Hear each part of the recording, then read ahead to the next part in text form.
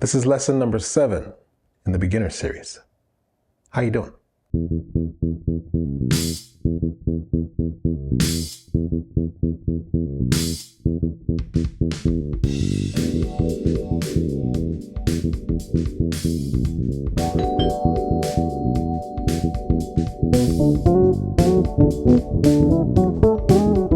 Hello friends and neighbors, welcome back to the Brownstone. Today we are continuing on with our beginner series, and I am also continuing on with the idea of learning the triad inversions. Today we're going to do a little exercise that will help us with the shape of the inversion and also really give us a sense of the melodic pattern and the melody being created by the shape.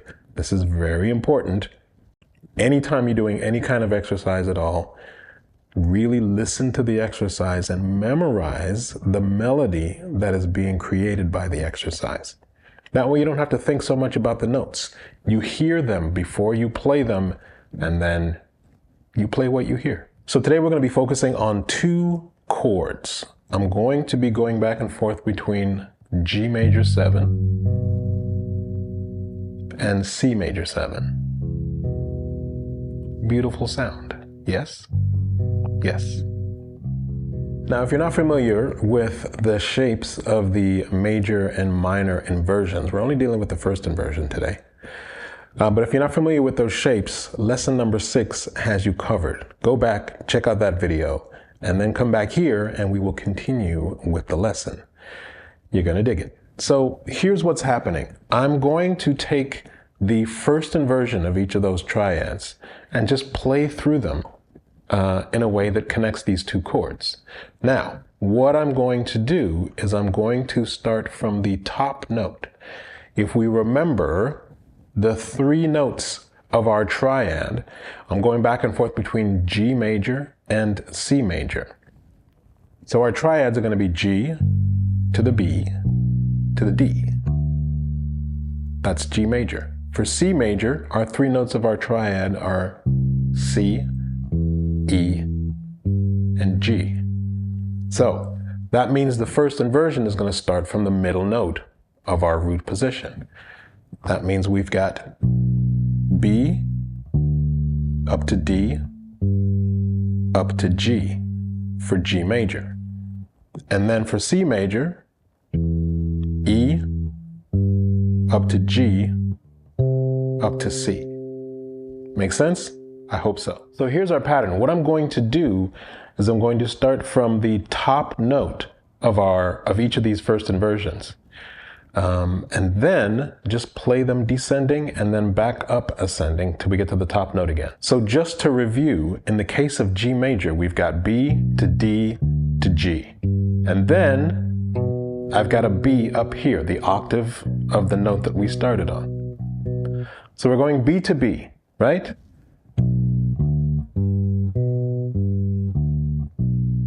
Right? And that's on the G major chord.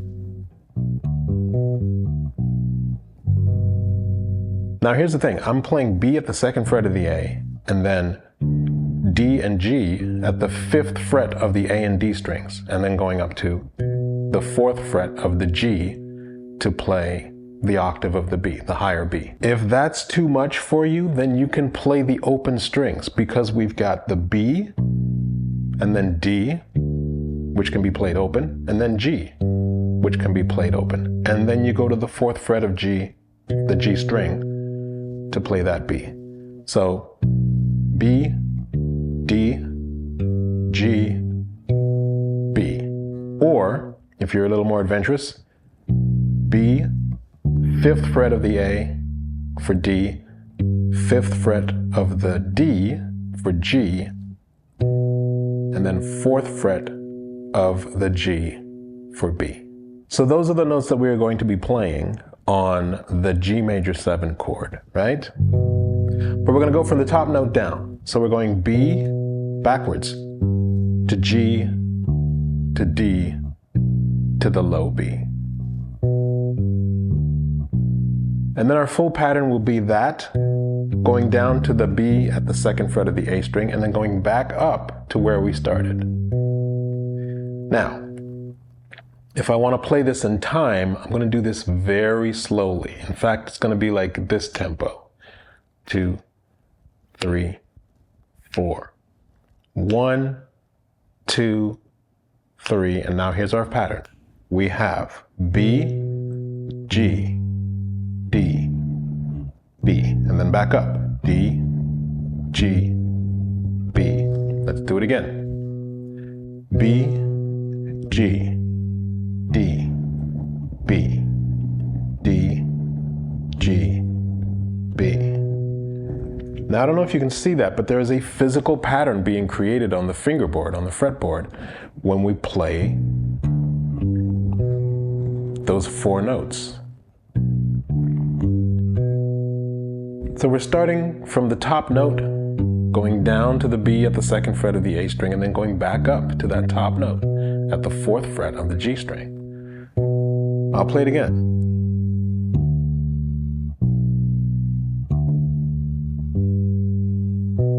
And then one more time.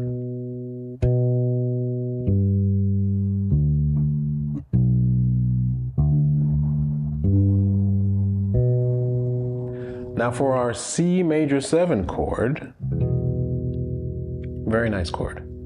For our C major 7 chord, we've got the C major triad. What are the notes? Remember those? We've got C, up to E, up to G. But I want you to remember something. Anytime you are playing any kind of triad, especially if you're starting on the A or D strings, I want you to be aware of the notes that are available to you below your root note. And in this particular case, that information is very important because think about the notes. We've got C, E, and G, right? Here's our C. And then I've got E here, and then a G here. But where else do we have an E and a G? Yeah, think about it. I'll tell you. It's open. We've got the open E there. And we've got the 3rd fret of the E, which is G, right?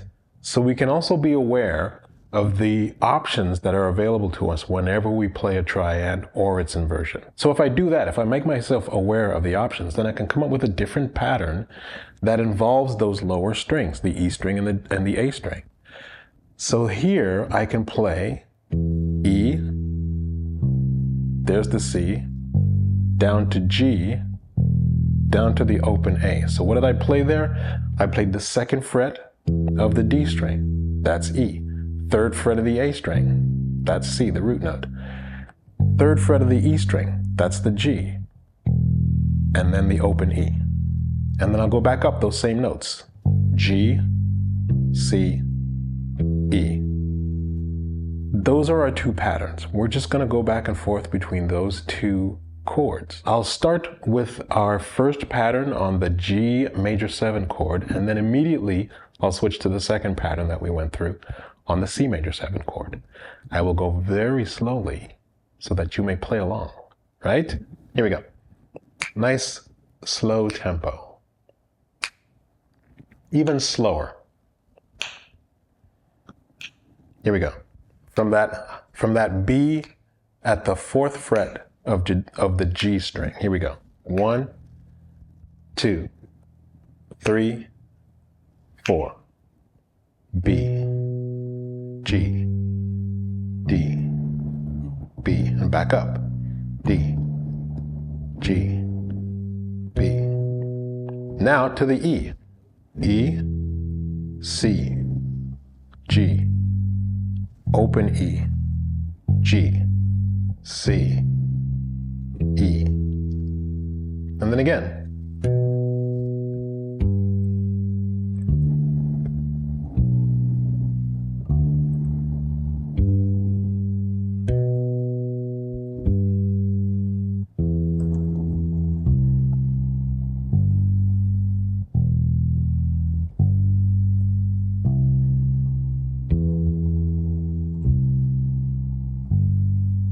And then I end on the G. Nice resolution. All right, I'm going to have you play this on your own. Same tempo. And then what I'm going to do is I'm just going to accompany you with the chords. I'm going to be your backing track. So, if you remember the patterns, you know what? I'll show you the patterns again. We've got B, G, D, down to the B. And then the other pattern, E, C, G, to the open E. I hope that all makes sense, because now it's your turn. Ready? Ready? Here we go. 1, 2, 3, 4.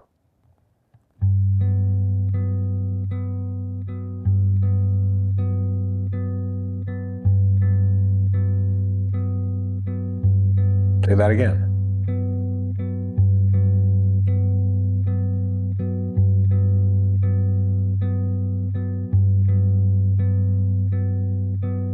Now switch to the C major.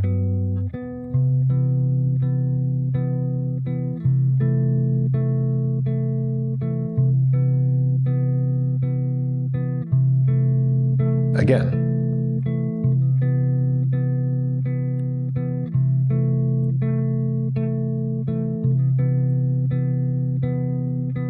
Now let's go back to G major.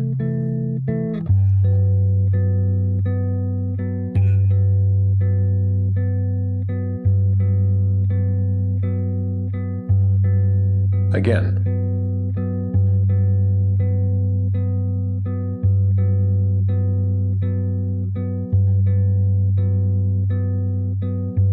To C major.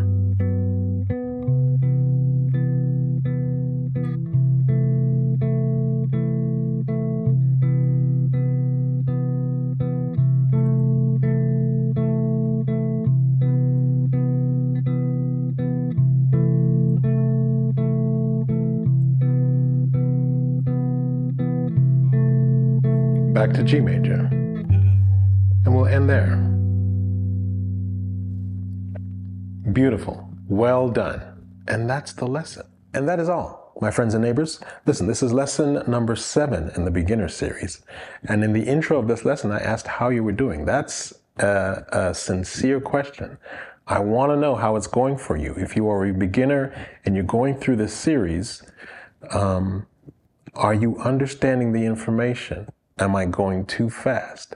If the videos are moving at too much of a rapid pace, then go ahead and hang out on one video for a little while longer before you move on to the next one in the series. There's no rush. Go at your own pace. I do hear feedback that you are understanding and getting these lessons, and that makes me feel very happy. But I want to know. I want to know where you're at and how you're feeling about your playing.